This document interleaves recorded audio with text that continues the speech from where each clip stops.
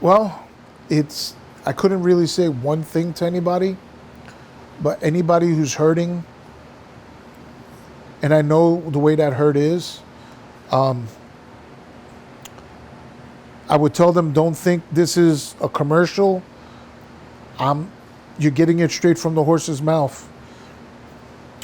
There's a reason why the rearview mirror is small and your windshield is big. Is because everything behind you is in the past and you have a whole big future in front of you. That doesn't mean you forget what's behind you. You can never forget it. One thing I learned when I was in the Corps was to embrace the suck.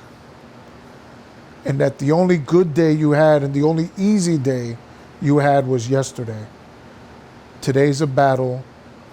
Tomorrow would be a gift. From the times that I've sat on death's bed, I would say that is 1,000% accurate. So there's not one thing I could say to somebody. One of my greatest phrases that I tell everyone is that they need to remember.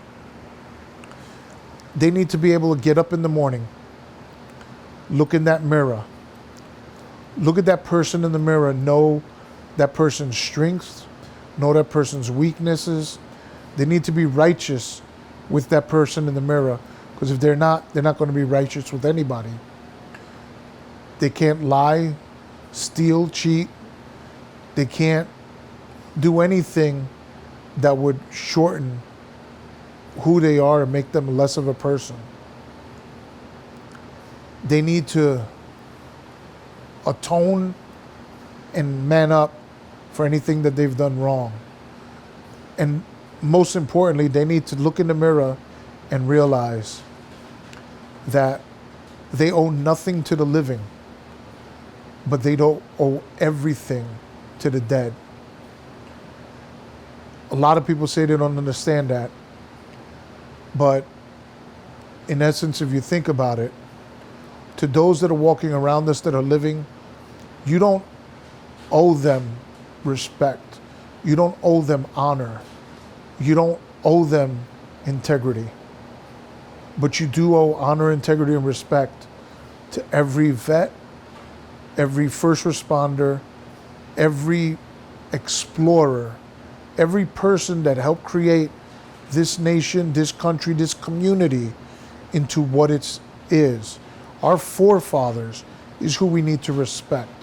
If you could respect a $100 bill and look at that president that's on it and say, wow, a C-note, if you could respect that, then you need to respect the person that is on those papers and what it stands for, not the monetary amount.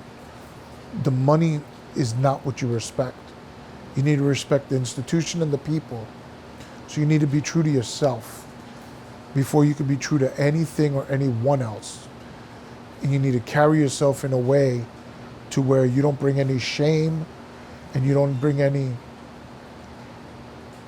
negativity to the rest of the world. I'm not perfect. I've made a lot of mistakes and I've tried to atone for all of them, but there's also going to be those instances where no matter what you try, two people are going to be like water and oil. They won't mix. In that case, take the high road, smile, hug the person, wish them the best, and tolerate them, but do not go out of your way to instigate them, because that just makes you as bad as they are. Like I said, couldn't be one small phrase. It'd have to be a listing of things, because in my community, there are people who are sick that are like me. There are people who responded to that day that have no illnesses but have nightmares. There are widows. There are children that grew up without a parent. In some cases, there are children who lost both parents or the only parent they knew. There's women who are pregnant that lost their spouse and had to raise their child on their own. They're women who were just engaged, and because of the legal definitions and things the way they are with our laws, they were never married to the person.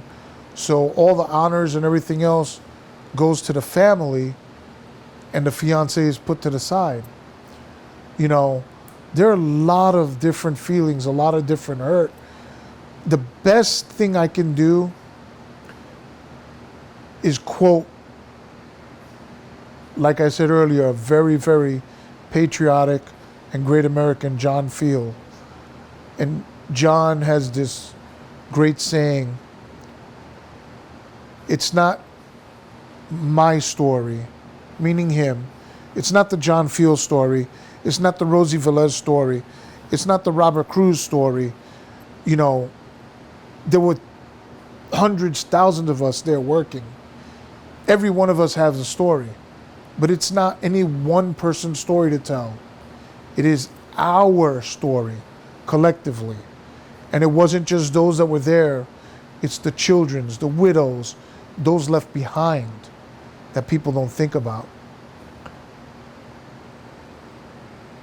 And I think that's the best way to say it. It's our story. With now that it's 18 years later, there's some kids that don't think, you know, anything about September 11th. Oh, it's something in the history books. And then with some of the things that I've seen go on the last few years, where people are trying to downplay the day, or people trying to act like the day didn't exist, or like a friend of mine who ran for public office in Corpus because the schools in Corpus had history books saying that September 11th was caused because the United States had pretty bad foreign trade and foreign relations, and it caused the September 11th attacks. So that friend ran to replace the people who were buying the books for the schools, and they won. You know, thank God, and they changed that. But it's things like that, things where people try to twist the truth. And I have something for all your readers and watchers to try to understand. I was there. Majority of the people that are watching the cast can't say that. Majority of people in our U.S. military can't say that right now. But I was there from beginning to end. I know the people in those photos. They're not names to me. They're people I know. I've lived with them. They've held my wife's belly when she was pregnant with my youngest one. You know, Rodney Gillis, who died on that day, his wife was pregnant at the same time my wife was. And we had plans of our kids playing together and growing up around one another, gone. And I get people walking up to me in San Angelo. So I saw a video, and you can't tell that it's a commercial jet. So what do you think about the military jets that flew into the building? Really? But you know what? It's okay. Because there's a reason why I joined the Marine Corps. There's a reason why I decided to work on the streets of New York. It's called commitment. It's called dedication.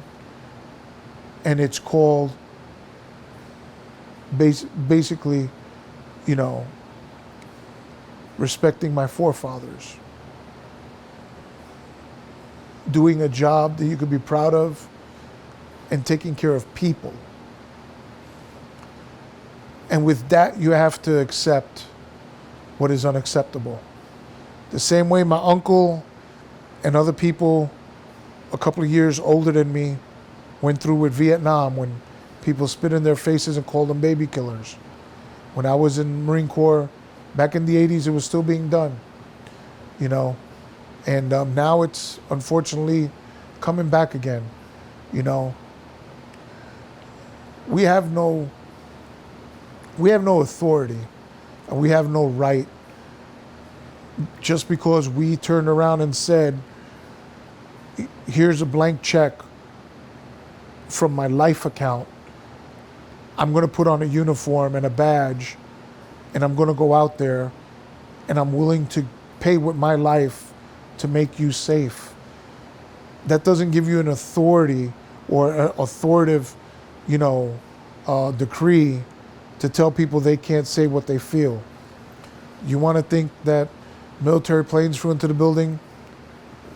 Fine by you, bud. You want to think this, that, the other thing? You want to spit in someone's face? You think Trump is this? You think this is that? This is why we respect our forefathers. They laid the groundwork.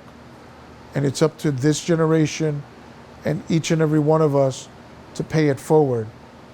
If a couple of people don't want to pay it forward, well, all I can say is that I will pay it forward.